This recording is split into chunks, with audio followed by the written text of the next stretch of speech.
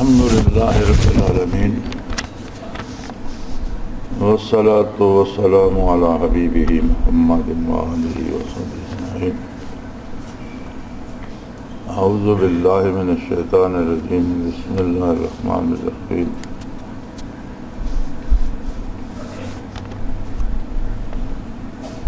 یہ کچھ سوالات ہیں۔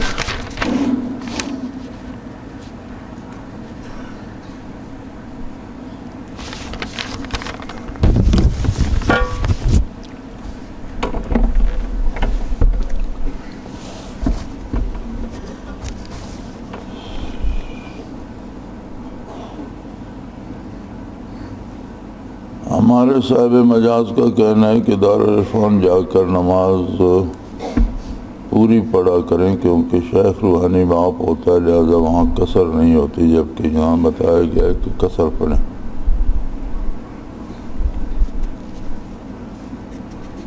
یہ فقہی باتیں جو ہیں یہ صاحب مجاز حضرات کو بھی یا تو ان کا مطالعہ کرنا چاہیے، یا علماء حضرات جو ساتھ جماعت میں بھی ہیں یا کسی عالم سے بھی پوچھ کر کرنی چاہیے، کیونکہ فتویٰ دینا ایک الگ شعبہ ہے، وہ مفتیان کرام کا کام ہے، ہر بندے کا کام نہیں ہے۔ نماز کے احکام بندے کی اپنی ملکیت پہ مرتب ہوتے ہیں، روحانی رشتوں پہ نہیں۔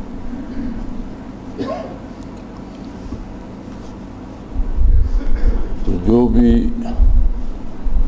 آج کے اندازے کے مطابق کم از کم 45 میل یا 50 میل اگر وہ گھر سے باہر جائے کوئی، تو شہر کے جو ہے مواضعات ان سے نکلنے کے بعد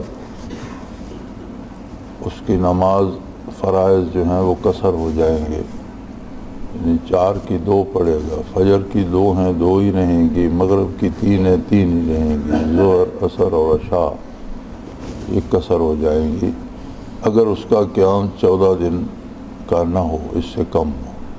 کسی جگہ 14 دن ٹھہرنا ہے تو راستے میں قصر ہی پڑے گا، جہاں قیام ہے وہاں جائے گا تو نماز پوری ہو جائے گی۔ اور اگر 14 دن کا ارادہ نہیں ہے، 4 دن کا 5 دن ٹھہرنے کا ارادہ ہے، قصر پڑے گا، پھر 4-5 دن بڑھ گئے تو خیال تھا کہ 4-5 دن میں کام ختم ہو جائے گا، نہیں ہوا، پھر بڑھ گئے، تو اس طرح اگر مہینہ بھی گزر جائے تو وہ قصر پڑتا جائے گا جب تک بیک وقت 14 دن کے قیام کا ارادہ نہیں ہوگا۔ اور یہ جو لوگوں کو خیال ہے کہ جی ہم تو عزیمت پہ ہی عمل کرتے ہیں، یہ بے وقوفی ہے۔ اللہ کریم نے جو رعایتیں دی ہیں ان پر عمل بھی اتنا ہی ضروری ہے جتنا عزیمت پر عمل ضروری ہے، وہ بھی اللہ کے احکام ہیں۔ بعض لوگوں کو اس طرح کا وہم ہوتا ہے کہ میں نے جی پوری پڑھی، حالانکہ قصر نماز اگر رہ جائے تو اس کی قضا بھی قصر ہی ہوتی ہے۔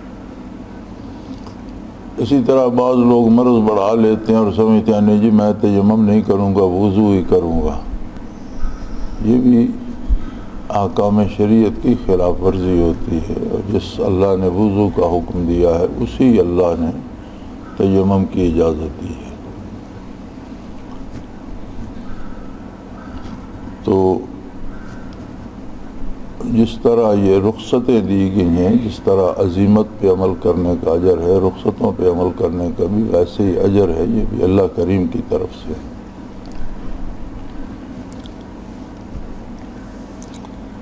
شیخ کے ساتھ روحانی رشتہ ضرور ہوتا ہے، لیکن کیا شیخ کے مرنے کے بعد سب پہ شیخ کی وراثت تقسیم ہوتی ہے؟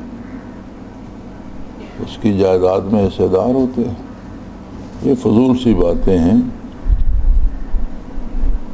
تو ان فقہی مسائل میں چاہیے کہ علماء سے رجوع کیا جائے اور ان سے جانا جائے، اور یہ ضروری ہوتے ہیں۔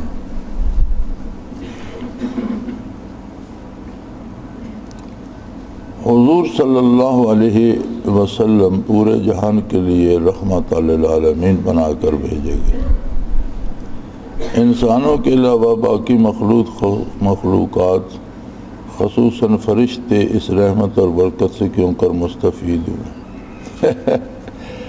سادگی کی بھی حد ہوتی ہے۔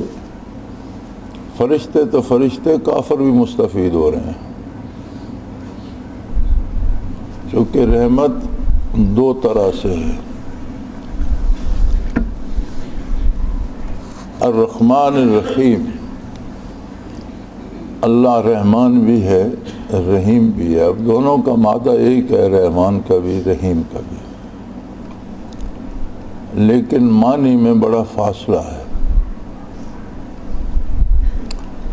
رحمان فعلان کے وزن پر ہے، اور اس وزن پہ جتنی اوصاف آتے ہیں وہ وقتی اور عارضی ہوتے ہیں، جیسے عطشان، غضبان، بہت زیادہ پیاسا، بہت زیادہ غصے میں، تو یہ دائمی صفتیں نہیں ہیں۔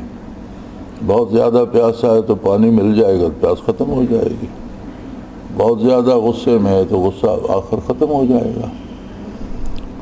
تو رحمان جو صفت ہے، اس کے لیے علماء کا جو ہے قول وہ یہ ہے کہ الرحمن للدنیا والرحیم للآخرہ۔ رحمانیت کا ظہور دنیا میں ہے کہ ہر کافر کو بھی وجود بھی ملتا ہے، رزق بھی ملتا ہے، وجود کی جتنی خصوصیات ہیں وہ اسے ملتی ہیں جنہیں گنا نہیں جا سکتا، زندگی ملتی ہے۔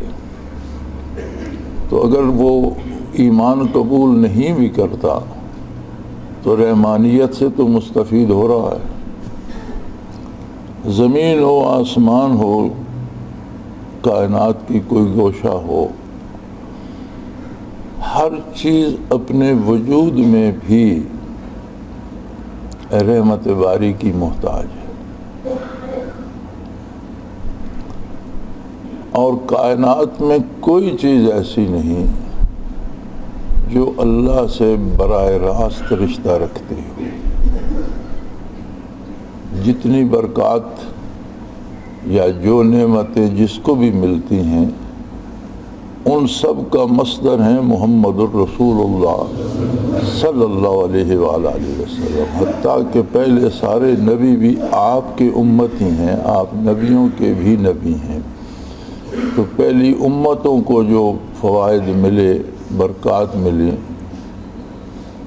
وہ بھی انبیاء کے طفیل ملی، اور انبیاء نے حضور کے طفیل حاصل کی۔ براہ راست رب العالمین اور اس کی مخلوق کے درمیان واسطہ ہے محمد الرسول اللہ صلی اللہ علیہ وسلم۔ تو اس میں عرش سے لے کر فرش تک، جنت و دوزخ، فرشتے، ہر چیز آ جاتی ہے۔ فرشتوں کو وجود کا ملنا، فرشتوں کو اطاعت الہی کی توفیق کا ہونا، فرشتوں کا ہمیشہ اللہ کی عبادت کرنا، یہ ساری نعمتیں جو فرشتوں کو ملی ہیں یہ بھی رحمت باری کا حصہ ہے۔ اور دنیا میں کافر کو جو وجود ملا ہے وہ بھی رحمت باری کا حصہ ہے، وہ ہے رحمانیت۔ تو رحمانیت کا ظہور عالم آب و گل میں ہے۔ موت کے بعد رحمانیت کا رشتہ ختم ہو جاتا ہے، پھر رحمت رہ جاتی ہے، اور رحیم فعیل کے وزن پر ہے۔ اس وزن پر جتنے اوصاف آتے ہیں ان میں دوام ہوتا ہے۔ مثلا ایک صفت ہے حکیم، اب ایک آدمی طب پڑھتا ہے، حکیم بن جاتا ہے تو وہ عارضی نہیں ہوتا، وہ اس کی عمر بھر کے لیے حکیم ہوتا ہے۔ علیم، ایک شخص علم حاصل کرتا ہے، پڑھ لیتا ہے، تو پھر وہ وقتی صفت نہیں ہوتی، اس کی دائمی صفت ہوتی۔ اسی طرح اللہ کریم کی جو صفت رحیم ہے وہ دائمی ہے۔ دنیا میں بھی جو اس سے مستفید ہوتے ہیں نور ایمان سے ہوتے ہیں، اور پھر وہ منقطع نہیں ہوتی۔ موت، عند الموت، بعد الموت، برزخ، قیامت، آخرت، ہمیشہ وہ اس صفت سے مستفید ہوتے رہتے ہیں۔ جبکہ کافر دنیا میں رحمانیت سے مستفید ہوتا ہے جسے موت منقطع کر دیتی۔ الرحمن للدنیا والرحیم للآخرہ۔ تو رحمانیت سے مستفید ہو کوئی یا رحیمیت سے مستفید ہو، اس میں واسطہ ہو جاتی ہے ذات اقدس رسول اللہ صلی اللہ علیہ وسلم کے۔ مخلوقات میں کوئی دوسرا ایسا نہیں ہے جس کا تعلق حضور کے وسیلے کے بغیر براہ راست ذات باری سے ہو۔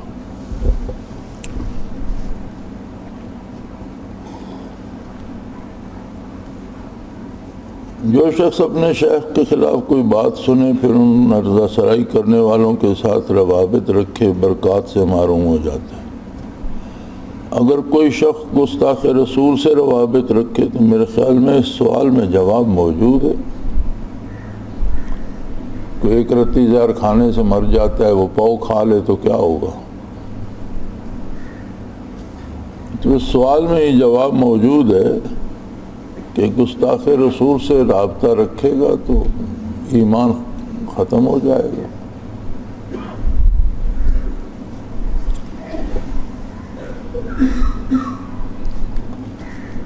مراقبات اصول برکات اور اصلاح روح کے لیے ہوتے ہیں، کیا ان پہ کوئی اجر بھی مرتب ہوتا ہے؟ ہمارے ہاں ایک بڑا تماشا بن گیا ہے، یہ جو اجر یا ثواب ہے اس کی کوئی تعیین نہیں کی جاتی، اس کی کوئی ڈیفینیشن نہیں ملتی،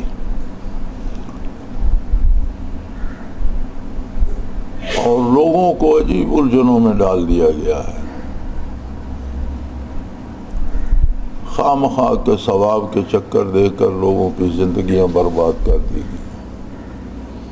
اجر اور ثواب کسے کہتے ہیں؟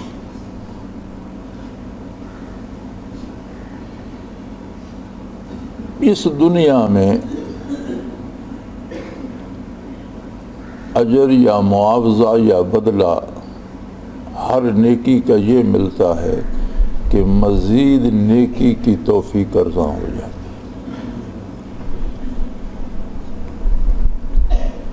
اور قرآن کریم نے یہی بتایا ہے، حدیث شریف نے یہی بتایا ہے، سلف صالحین متقدمین نے یہی بات کی ہے۔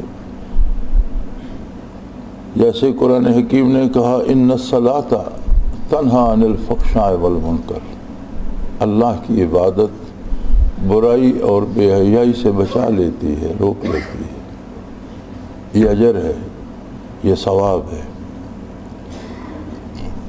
آخرت جو ہے لوگوں نے یہ سمجھ رکھا ہے کہ جس طرح ہم دکاندار کو پیسے دیتے ہیں اور ان کے بدلے میں وہ ہمیں چیز دے دیتا ہے جو ہمیں چاہیے، چینی چاہیے، دال چاہیے، جو ہمیں چاہیے پیسے لیتا ہے، دے دیتا ہے۔ لوگوں نے آخرت کو اس طرح کا سودا سمجھ رکھا ہے کہ ہم نماز روزہ کرتے ہیں تو یہ ہماری نقدی ہے، وہاں جا کر دیں گے تو ہمیں جنت مل جائے گی۔ ایسی بات نہیں ہے۔ آخرت میں جو بھی کسی کو ملے گا وہ محض اللہ کی عطا ہے، یہ یقینی سمجھ لیں۔ میں نے یہاں کئی دوستوں کو دیکھا ہے، ہمارے پاس تبلیغی دوست اس پہ زیادہ زور دیتے ہیں کہ ایک دن تبلیغ کر لو 500 حوریں مل جائیں گی، 1500 محل مل جائیں گے، یہ ہوگا وہ ہوگا۔ یہ اس میں لوگوں کو چکر دے دیا، اور لوگوں نے یہ سمجھا ہوا ہے کہ ہم جو کام کرتے ہیں اس کے بدلے ہماری وہ جنت پہ حق ہو گیا۔ کسی کا کوئی حق نہیں بنتا، اس لیے کہ بندہ جتنی بھی عبادت کرے، جتنی بھی عبادت کرے، ساری زندگی صرف اللہ اللہ کرتا رہے تو وجود اور وجود میں جو نعمتیں اسے عطا ہوئی ہیں ان کا شکر ادا نہیں کر سکتا، ان کی قیمت جو کچھ لے چکا ہے اس کی قیمت ادا نہیں کر سکتا، تو مزید کا مطالبہ کیا کرے گا؟ قرآن حکیم نے اس طرح متوجہ فرمایا یا ایھا الناس اعبدوا ربکم الذی خلقکم والذین من قبلکم لعلکم تتقون، لوگو اس پروردگار کی عبادت کرو جو تمہارا خالق ہے، جس نے تمہیں پیدا کیا، اور اس پیدا کرنے میں وہ ساری نعمتیں آ جاتی ہیں جو ایک انسانی وجود میں ہیں۔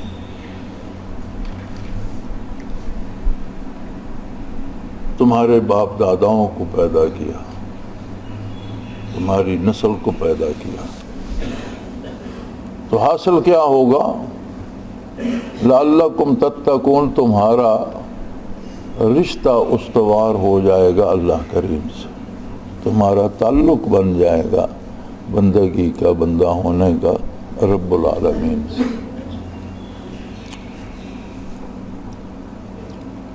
اب آخرت جو ہے وہ اس کی عطا ہے کہ جن لوگوں کی اطاعت قبول ہو گئی ان پر انعام کرے گا، کسی کا حق نہیں بنتا۔ بنی اسرائیل کے ایک شخص کا ایک واقعہ ملتا ہے کہ اس زمانے میں عمریں طویل ہوا کرتی تھیں، تو وہ 400 سال تک زندہ رہا۔ وہ جب بالغ عاقل ہوا تو معاشرے کو دیکھ کر جب اسے دین کی سمجھ آئی تو اس نے معاشرے سے کنارہ کشی اختیار کر لی۔ سمندر میں کوئی ٹاپو تھا، جزیرہ تھا، اس پہ چلا گیا اور ساری عمر وہاں اکیلے بسر کر لی۔ اس پہ پھل تھے، چشمے تھے، وہ قادر ہے، کھاری سمندر کے درمیان میٹھے چشمے جاری تھے، تو پانی اور کھانے اور پینے کا انتظام وہاں تھا۔ وہ ساری عمر وہاں رہا اور اس کو اتنا بلند مرتبہ ملا کہ جب موت کا وقت آیا تو ملک الموت نے اس سے پوچھا کہ مجھے اللہ کریم نے فرمایا ہے کہ تو جس طرح جس حال میں مرنا چاہے تیرا وقت پورا ہو چکا ہے۔ تو اس نے عرض کی کہ بار الہ، میری آرزو ہے کہ میں سجدے میں جاؤں اور سبحان ربی الاعلیٰ میری زبان پہ ہو اور روح قبض ہو جائے، اور میں قیامت کو میدان حشر میں اسی طرح اٹھوں کہ میں سجدے میں ہوں اور سبحان ربی الاعلیٰ کہہ رہا ہوں، کیونکہ جو جس حال میں مرتا ہے اسی حال میں اٹھتا ہے۔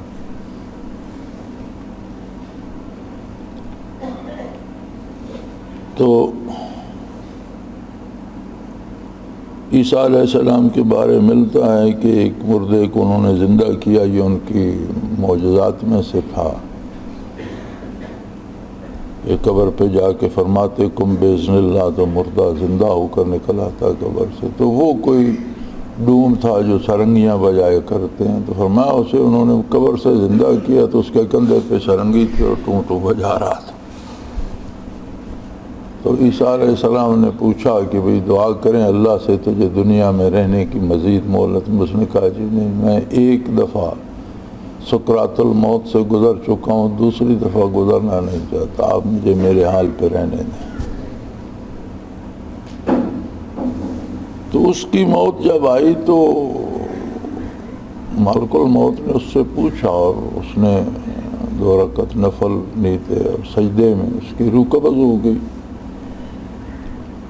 اور اس واقعہ میں اس حدیث شریف میں ملتا ہے کہ جبرائیل امین نے عرض کیا کہ یا رسول اللہ، میں اب بھی جب آسمانوں سے اترتا ہوں یا اوپر جاتا ہوں تو اس طرف نگاہ پڑے تو اس کا وجود اسی طرح سجدے میں پڑا ہے، کسی طوفان یا آندھی یا دھوپ یا زمانے کی گردش نے اسے خراب نہیں کیا۔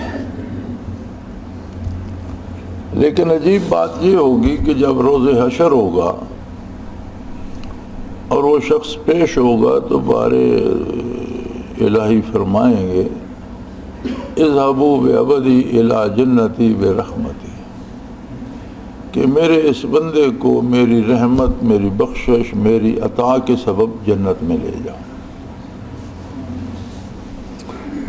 تو اس پر وہ عرض کرے گا کہ بار الہ تیری رحمت، تیرا احسان بے شک، لیکن میں نے پوری زندگی تیری یاد کے لیے تج دی تھی، پوری دنیا کی ساری نعمتیں چھوڑ دی تھیں، صرف تیرا نام لیتا رہا 400 برس۔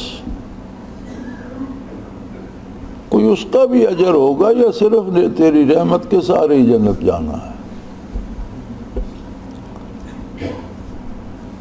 تو اسے روک لیا جائے گا اور حکم ہوگا کہ اس کی عبادت اور میری نعمتوں کا حساب کر لو، ترازو پہ رکھو میری نعمتیں اور اس کی عبادت۔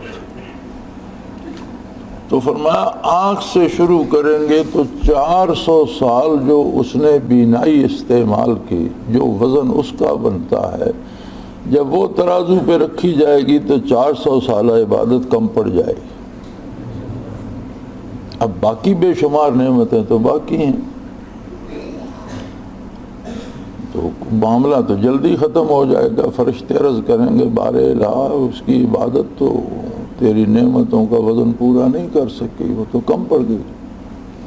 ایک نعمت کا کہ 400 سال دیکھتا تو رہا، نظر اور بینائی استعمال تو کرتا رہا 400 سال، اس ایک نعمت کا بدلہ نہیں دے سکا، تو حکم ہوگا کہ یہ عدل کا طلبگار ہے، انصاف چاہتا ہے، تو انصاف کا تقاضا ہے کہ اب جتنی شکر میں کمی ہے اور باقی نعمتوں اور اس نعمت کی بھی جو قیمت پوری، اتنا عرصہ جہنم میں بھیج دے۔ اس وقت وہ اچھے لائے گا کہ بار الہ مجھ سے غلطی ہوئی، میں عدل نہیں فضل کا طالب ہوں۔ فرمایا اچھا تجھے جلدی احساس ہو گیا، تو فضل چاہتا ہے تو جنت میں چلا جا، اور عدل چاہتا ہے تو وہاں جا کر اپنا پورا کر، جو کمی ہے تو پھر دیکھی جائے گی۔ تو بندہ جتنی بھی عبادت کرتا رہے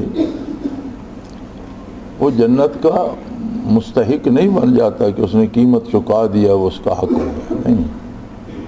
آخرت کی ہر نعمت محض انعام ہے اللہ کا۔ یہ الگ بات ہے کہ جب نیکی کی توفیق ارزاں ہوتی ہے تو اس پہ انعام کی امید پیدا ہو جاتی ہے۔ سو جتنا اجر ہے، اب مراقبات پہ کوئی اجر مرتب ہوتا ہے، اگر میں کتنی دفعہ کہہ چکا ہوں کہ مراقبات سے اگر آپ کی کردار کی اصلاح نہیں ہو رہی تو پھر کہیں کوئی کمی ہے، خلوص میں کمی ہے، طریقے میں کمی ہے، شیخ کی توجہ میں کمی ہے، آپ کے قبول کرنے میں کمی، کہاں کمی ہے؟ کہیں کوئی کمی ہے؟ ورنہ مراقبات سے اور ذکر سے عملی زندگی کی اصلاح ہونی چاہیے، اور اجر یہی ہے۔ قرآن حکیم کے مطابق، سلف صالحین کے مطابق اجر یہی ہے کہ نیکی کرنے سے مزید نیکی کی توفیق ارزاں ہو، نیکی کرنے سے خلوص میں مزید گہرائی پیدا ہوتی جائے، مزید کھراپن پیدا ہوتا جائے، مزید خلوص پیدا ہوتا جائے۔ اب یہ جو غلط العام کر دیا گیا ہے کہ ایک چلہ لگا لو تو جنت تمہاری ہوگی، وہ چلہ لگا کے آتے ہیں پھر جو جی چاہے کرتے رہتے ہیں کہ جنت تو بک ہو گئی، اب ہمیں کیا ضرورت ہے شریعت کی پابندی کرنے کی۔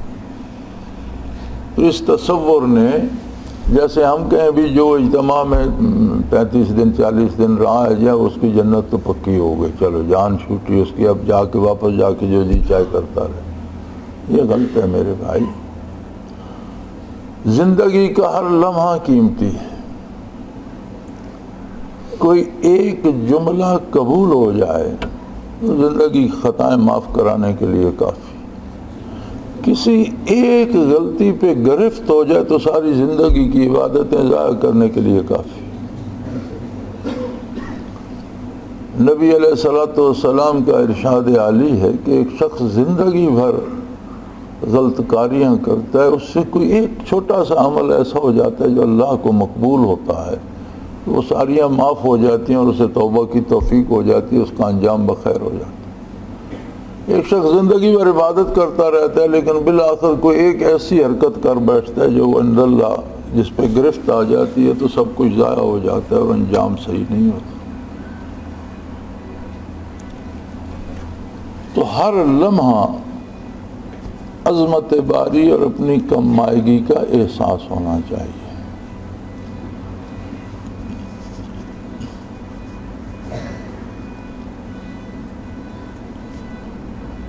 سیر کعبہ اور طواف کعبہ اور حقیقت میں جا کر طواف کرنے والوں کا اجر برابر ہوگا۔ کوئی غلط فہمی جو اجر کے بارے ہے، پہلے وہ دور ہو جائے تو پھر یہ سوال دور ہو جاتے ہیں۔ لیکن کون جانتا ہے کہ کتنے لوگ طواف کعبہ کو جاتے ہیں اور کتنوں کا طواف قبول ہوتا ہے، کس کو پتہ ہے؟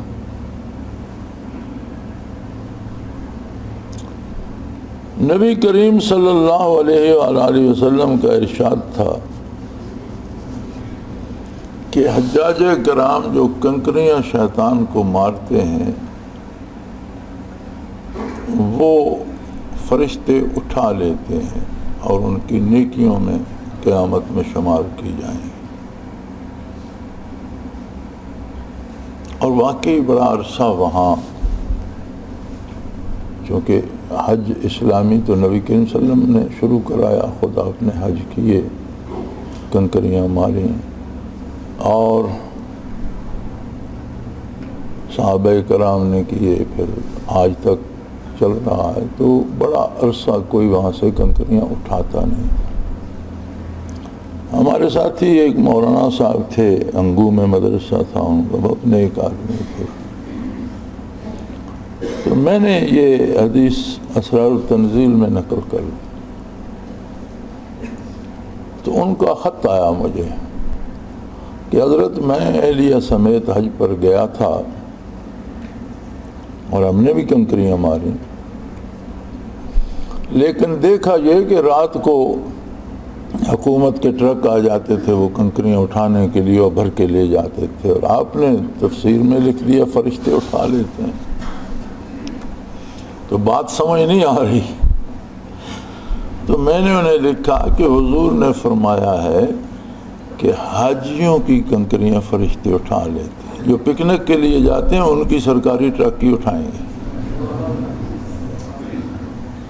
نام حج کا ہوتا ہے اور کام سیر سپاٹا ہوتا ہے، تو ان کی تو سرکاری ٹرک ہی اٹھائیں گے. حاجیوں کی کنکریاں حضور نے فرمایا، میں نے حدیث نقل کر دی ہے، میں نے نہیں کہا، میں نے تو آپ کا ارشاد نقل کر دیا ہے، لیکن حضور کا ارشاد یہ ہے کہ جو حج پر جن کا حج ہوتا ہے، جو حج کرتے ہیں، ان کی کنکریاں فرشتے اٹھا لیتے ہیں.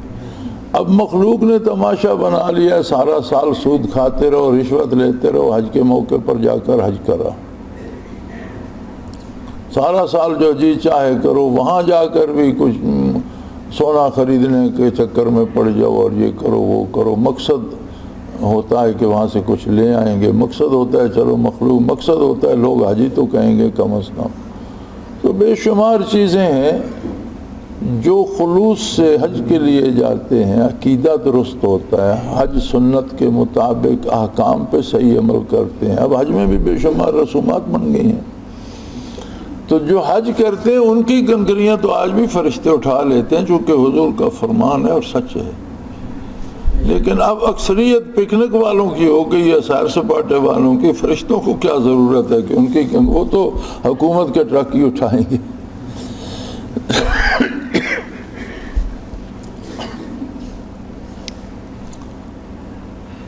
تو سیر کعبہ میں روح کو جو آسودگی وہاں سے نصیب ہوتی ہے، وہ بدن کو بھی اطاعت الہی پہ مجبور کر دیتی. ایک قوت آ جاتی ہے اندر جو نفس کا مقابلہ کرتی ہے، خواہشات نفس کا مقابلہ کرتی ہے، جو دل میں خلوص پیدا کرتی ہے. اب کون کس کے برابر ہے یہ تو آپ بھی میدان حشر میں ہوں گے، ہم بھی ہوں گے. اللہ معاف فرمائے، سب سامنے آ جائے گا کہ کون برابر ہے کون کم ہے.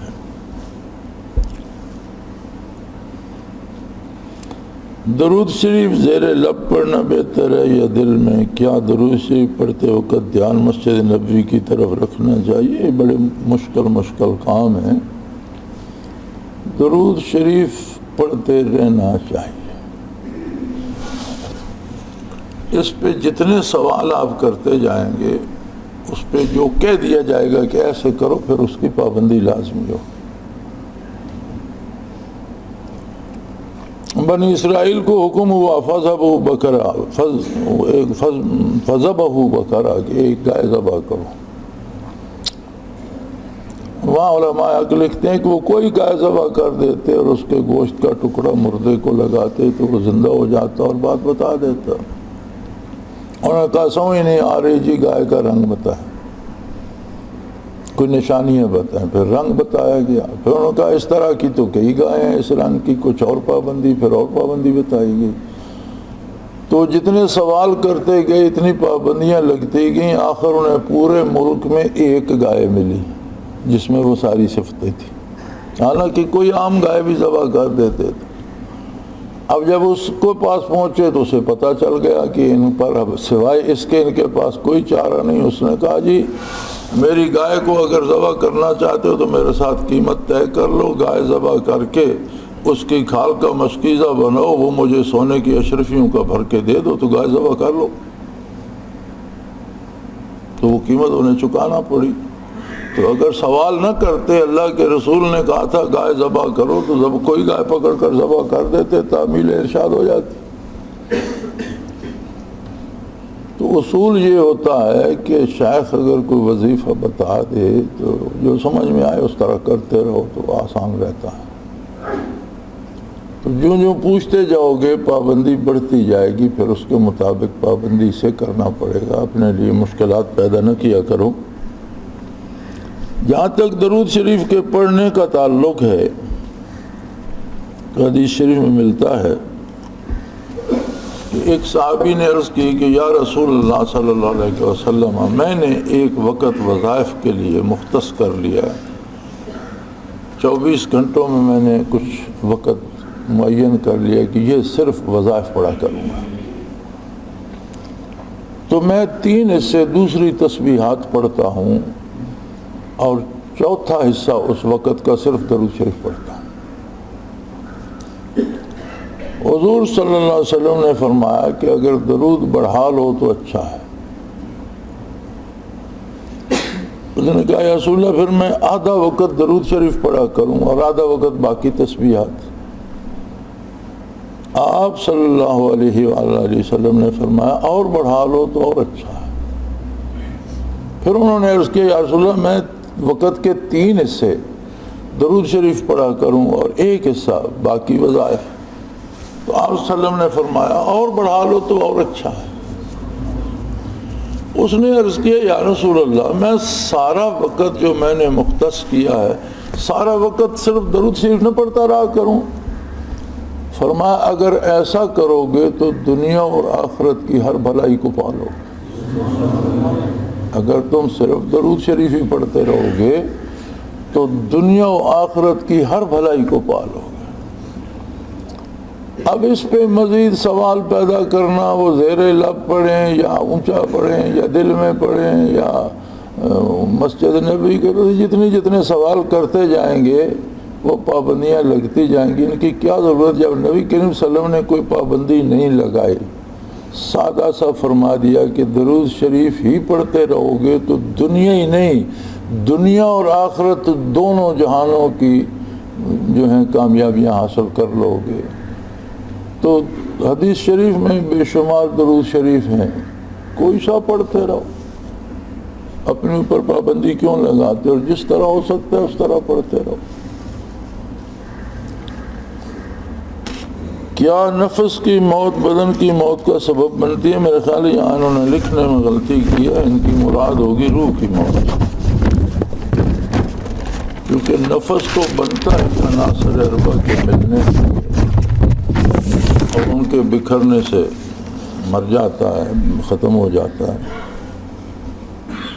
تو روح کی موت سے بدن کی موت نہیں ہوتی بلکہ ایمان کی موت ہوتی ہے، اور بدن کفار کے بدن جو ہیں وہ بدن تو زندہ ہیں لیکن وہ قرآن حکیم نے انہیں مردہ کہا ہے۔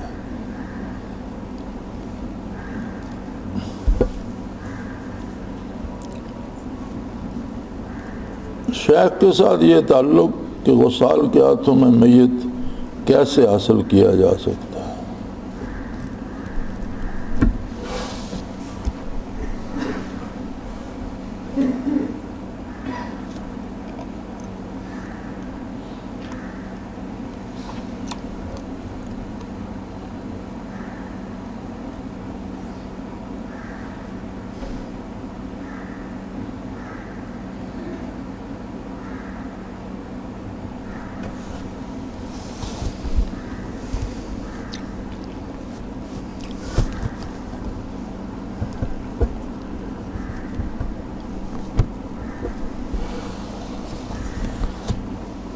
ایک بڑا عام سا لفظ ہے محبت.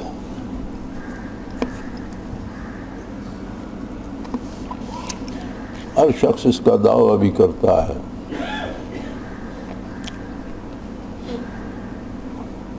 کوئی اللہ سے محبت کا، کوئی رسول سے، کوئی شیخ سے، کوئی دنیا سے، کوئی دولت سے، کوئی.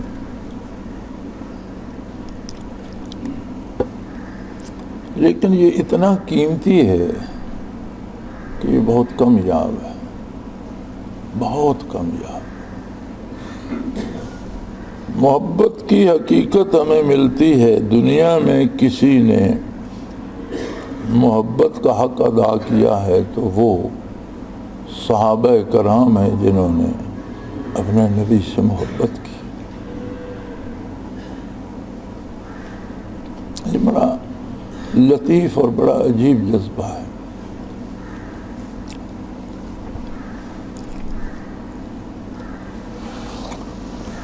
کسی کو یہ تعلق نصیب ہو جائے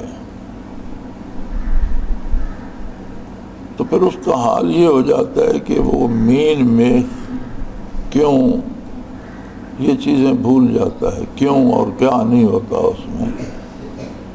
صحابہ کرام رخ انور کی طرف دیکھتے رہتے تھے، اور کسی بات پہ اگر رخ انور پہ بیزاری کے آثار نمودار ہوتے تو وہ بات زندگی بھر کے لیے ترک کر دیتے تھے، پوچھتے نہیں تھے کہ یہ غلط ہے یہ صحیح ہے.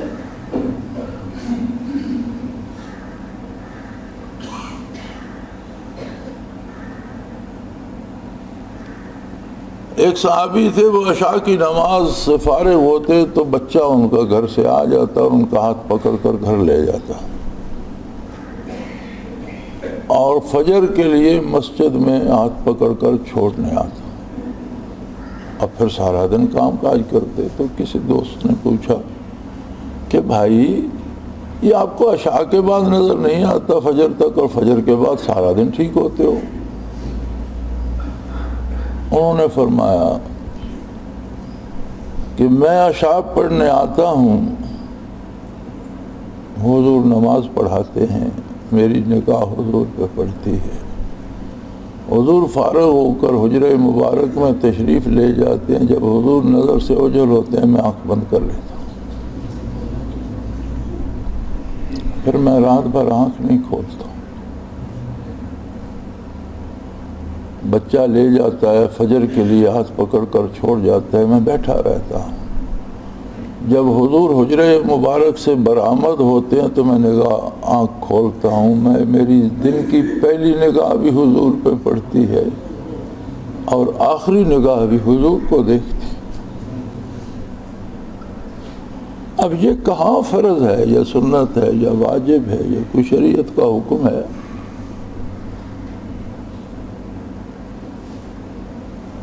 یہ محبت کے اپنے انداز ہیں.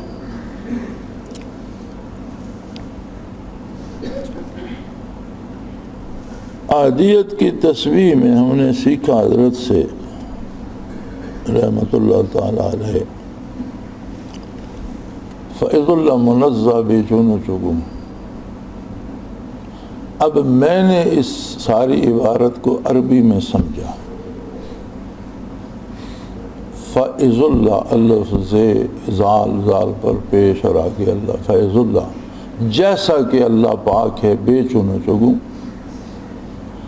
حضرت حافظ صاحب اللہ ان کے درجات بلند کرے، انہوں نے اسے فارسی کا اردو کا لفظ فیض جو ہے وہ سمجھا، اور انہوں نے سمجھا فیض اللہ منزہ، اللہ کا فیض منزہ ہے بے چون چگوں سے.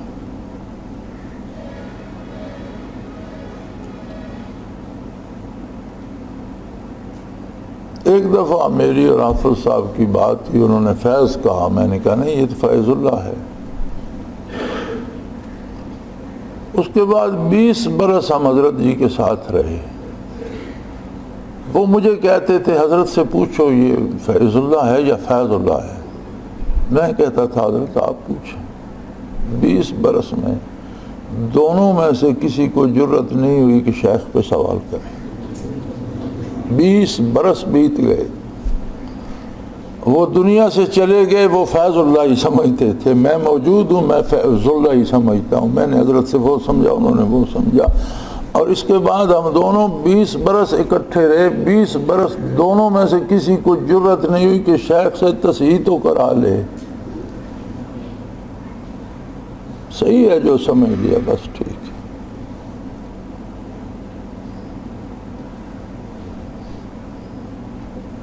محبت اشاروں کو سمجھتی ہے، اس میں چوں چرا نہیں ہوتی، کیوں اور کیسے نہیں ہوتی۔ وہ اللہ کی دین ہے، کسی کو دے دے تو۔ جب محبت ہو جاتی ہے پھر سوال ختم ہو جاتے ہیں۔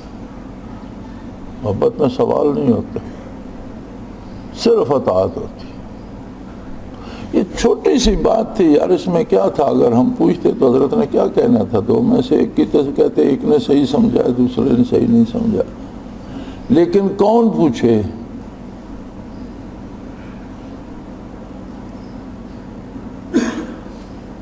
انہوں نے کتاب میں بھی وہی فیض اللہ لکھ دیا جو انہوں نے اس کے بارے لکھی ہے، عادیت میں مراقبات کے بعد، لیکن میں نے اسے کبھی تسلیم نہیں کیا۔ میں جب بھی حضرت سے سنتا تھا مجھے وہی سمجھ آتی تھی کہ یہ لفظ عربی کی ساری عبارت ہے اور فیض اللہ منزہ ہے، تو وہ خود نہیں پوچھتے تھے۔ مجھے بڑے کچوکے دیے حافظ صاحب نے، یار پوچھ تو لو نا، یہ ختم ہو جائے۔ میں نے کہا یار کون پوچھے گا، کوئی نہیں پوچھے گا، ٹھیک ہے جو آپ نے سمجھا، جو میں نے سمجھا۔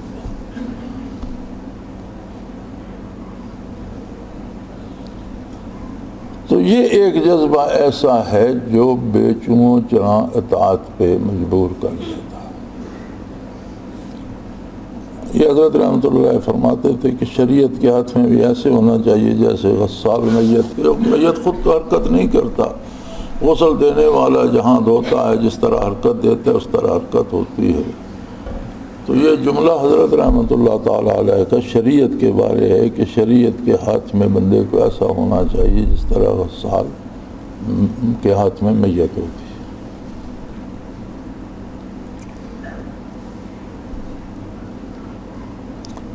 دلائل السلوک میں ہے کہ خانہ کعبہ کو اللہ تعالیٰ نے لطیفہ ربانی سے مزین کیا۔ کیا یہ وہی لطیفہ ربانی ہے جو لطیفہ قلب میں ہے؟ ہاں جی، اللہ کے پاس ایک ہی لطیفہ ہے، بیچارہ مسکین ہے، جہاں ضرورت ہو اسی لطیفے کو خرچ کرتا ہے، اور تو اللہ کے پاس ہے کوئی نہیں۔ کیا بچگانہ سوال ہیں آپ کا۔ بیت اللہ شریف تجلیات ذاتی کا معبد ہے، وہ لطیفے اور ہیں۔ قلب انسانی کو وہاں تک لے جانا اور اس لطیفے سے آشنا کرنے کے لیے عمریں اور بے پناہ خلوص درکار۔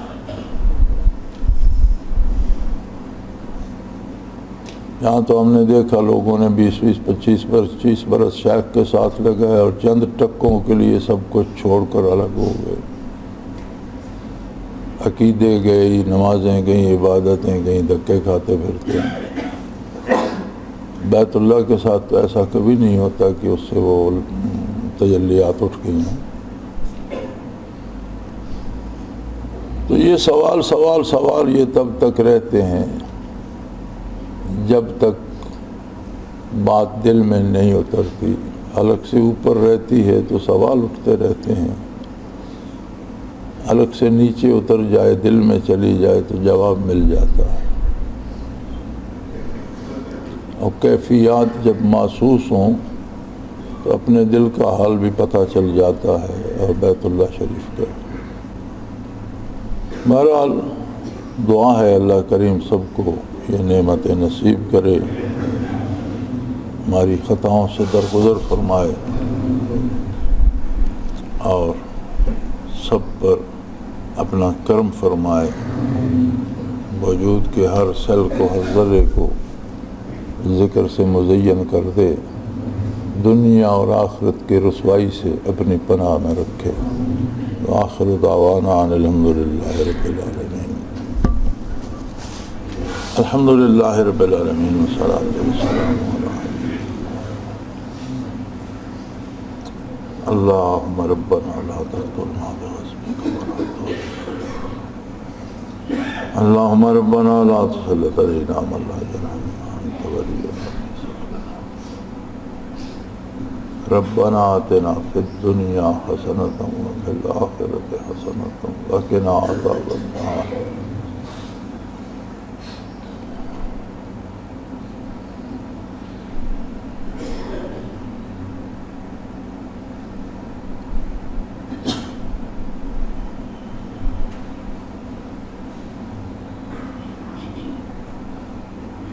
Pero